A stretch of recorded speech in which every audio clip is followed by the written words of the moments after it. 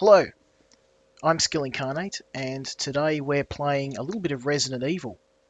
So, Resident Evil 4, the game we're playing, is the first Resident Evil game that I played, and I didn't expect to enjoy it. I missed all of the earlier games in the series. I thoroughly enjoyed this game. I played it about 8 years ago when it first came out on the PlayStation 2. And given I have the new Resident Evil remake, Resident Evil 0, I thought it was time to replay this game again. For those of you that haven't played it, I'll give you a quick recap once we've gotten past the opening scene. And yeah, it's a really good game. And unfortunately, I have finished the game, but I did lose my save, so we can't play this on professional. 4. The game is hard enough on normal. 1998. I'll never forget it. It was the year when those grisly murders occurred in the Arklay Mountains. Soon after, the news was out to the whole world, revealing that it was the fault of a secret viral experiment conducted by the international pharmaceutical enterprise, Umbrella. The virus broke out in a nearby mountain community, Raccoon City, and hit the peaceful little town with a devastating blow crippling its very foundation. Not taking any chances, the President of the United States ordered a contingency plan to sterilize Raccoon City. With the whole affair gone public, the United States government issued an indefinite suspension of business decree to Umbrella. Soon its stock prices crashed, and for all intents and purposes, Umbrella was finished.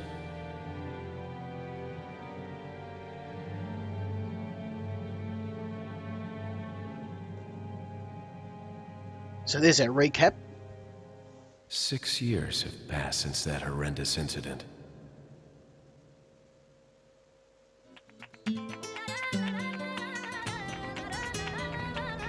I received special training via a secret organization working under the direct control of the president. I was to assume the responsibility of protecting the new president's family. Coño, why am I the one who always gets the short end of the stick? You, who are you really? Come on and tell us. You are a long way from home, cowboy. You have my sympathies. Guess that's a local's way of breaking the ice. Anyway, you know what this is all about. My assignment is to search for the president's missing daughter. What? All by yourself? I'm sure you boys didn't just tag along so we could sing Kumbaya together at some Boy Scout bonfire. Then again, maybe you did. Oh, you crazy American. It's a direct order from the chief himself. I tell you, it's no picnic. I'm counting on you guys.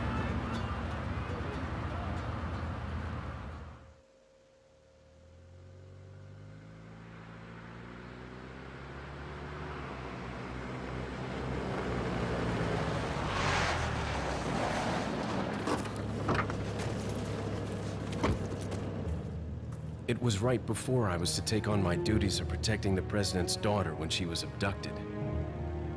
That's the ultimate reason I'm in this lonely and rural part of Europe. According to our intelligence, there's reliable information about a sighting of a girl that looks very similar to the president's daughter. Apparently, she's being withheld by some unidentified group of people. Who would have thought that my first job would have been a rescue mission?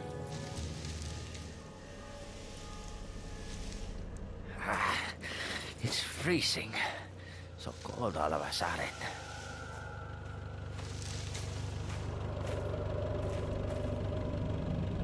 Must be my imagination. Sorry it took so long. So if you're looking for some story-heavy exposition, Legacy of Kain style, this isn't the game to find that.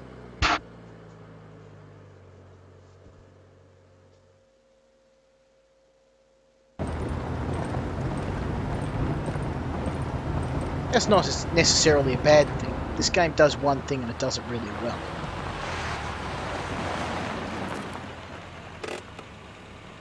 Just up ahead is the village. I'll go and have a look around. Yeah, we'll stay and watch the car. Don't want to get any parking tickets. Right. Parking tickets. Good luck. Let's see how well that works out for you boys. Jeez. Who are these guys? Did you say something?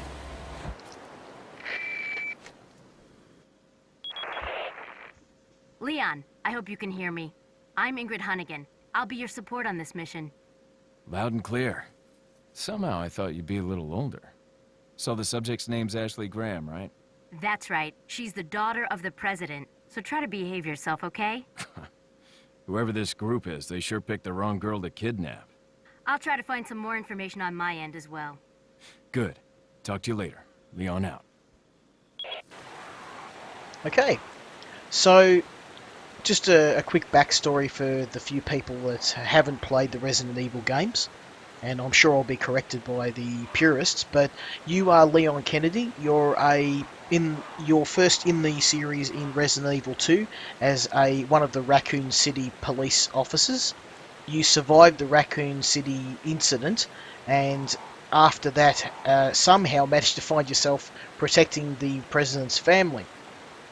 So this guy's credentials include zombie killing, and somehow between all of the games he hasn't learned that a 9mm pistol and a knife is probably not an ideal loadout for fighting a zombie horde. But anyway, the first tip I'm going to give you is that these birds, these ravens, can be shot, and they will produce some ammunition or some money. I only recommend you do this if you obviously have a bit of an ammo surplus. Unfortunately, I only got a spinel instead of a hand grenade, which is what I was looking for. But 9 times out of 10, if you have a couple of spare rounds, it's actually worth shooting the birds because you will get hand grenades. And they are very handy, obviously. They do massive damage and will clear zombie hordes very effectively. So the controls to this game aren't fantastic. I'm actually using the mouse and keyboard. And as we can see, despite being a police officer or ex-police officer, Leon has no problem in breaking and entering or theft. Which means I have no problem with them doing any of this.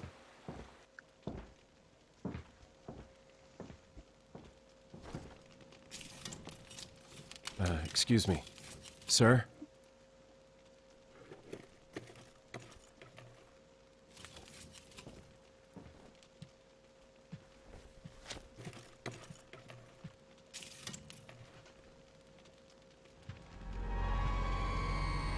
I was wondering if you might recognize the girl in this photograph? ¿Qué carajo estás haciendo aquí? ¡Lárgate, cabrón! Sorry to have bothered you.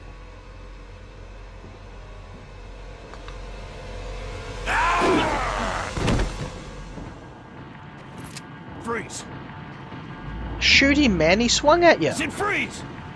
Shoot him. Fine, I'll do it. Well, I'd do it if I didn't want to waste the ammunition.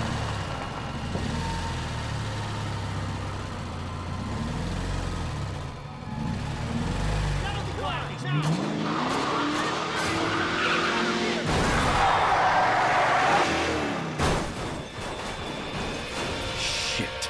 A moment of silence for our useless cop friends. Is everything okay? There was a hostile local. I had no choice but to neutralize him. There are still others surrounding the area. Get out of there and head toward the village. Take whatever measures necessary to save the subject. Understood. I'm obviously taking every measure, including breaking and entering, theft, and a spot of face stabbing.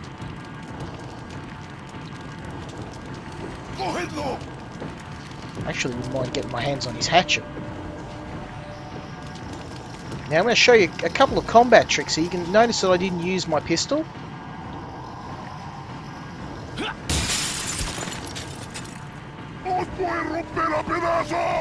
want to entice these guys to go through the window. Unfortunately, that didn't work out well for me.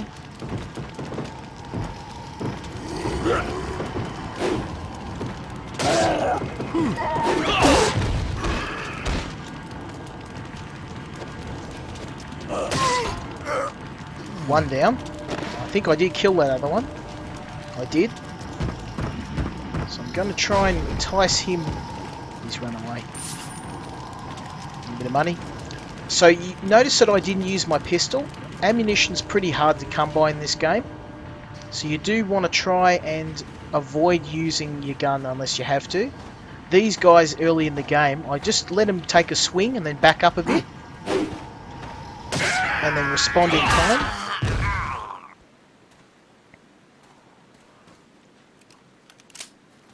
So let's examine my inventory.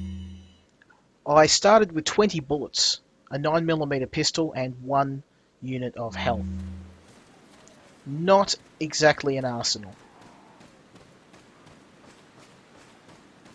It kind of astonishes me that a survivor of a zombie invasion would be running around with just a pistol and 2 magazines, but in any case,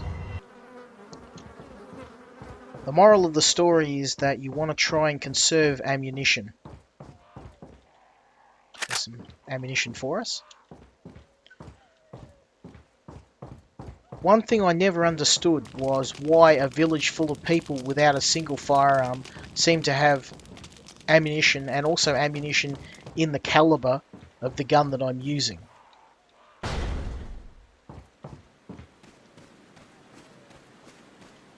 But yeah, we're trying to save ammo. We don't have a lot at the start of the game. So I'll come in here. There's a bit more ammo for us.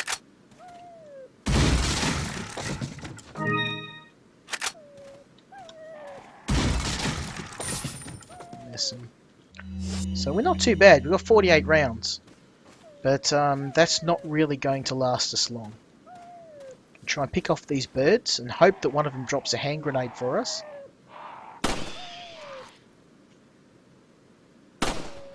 Beautiful. Money?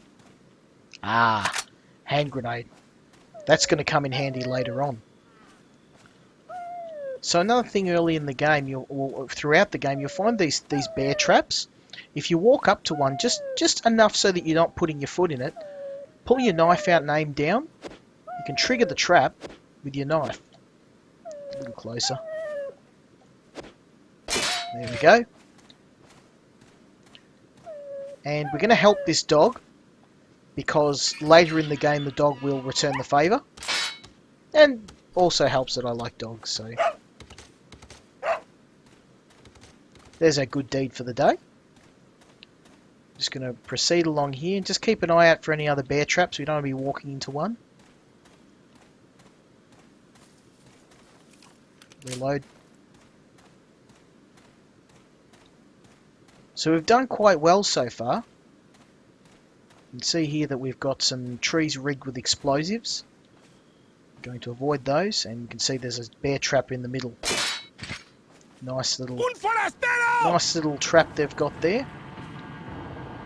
I'll try and lure this guy and hope that he is dumb enough to walk through the explosives. No, he's not.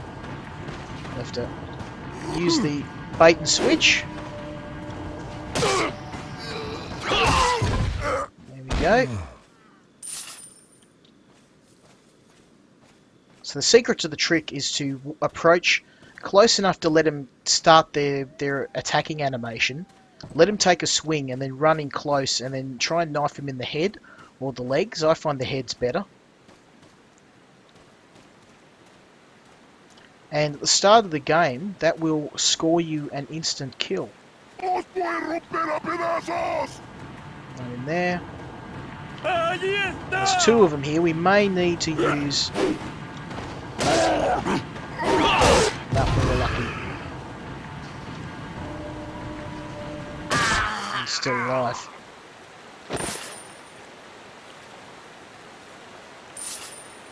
That was good. I thought I'd actually have to use a couple of rounds on those guys.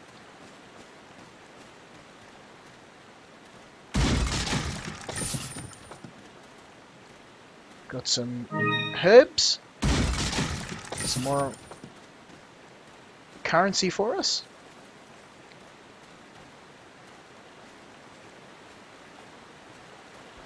Now we're coming up to the end of the level now. ¡Un forastero! ¡Avisad a los demás! ¡Te cogí! I don't think we can't take a pot shot at these guys, unfortunately. And I believe we have... Oh, here we go. So when you're going through doorways, there'll almost always be some guy just waiting to bushwhack you. And just kind of just approach enough. There we go. Works every time.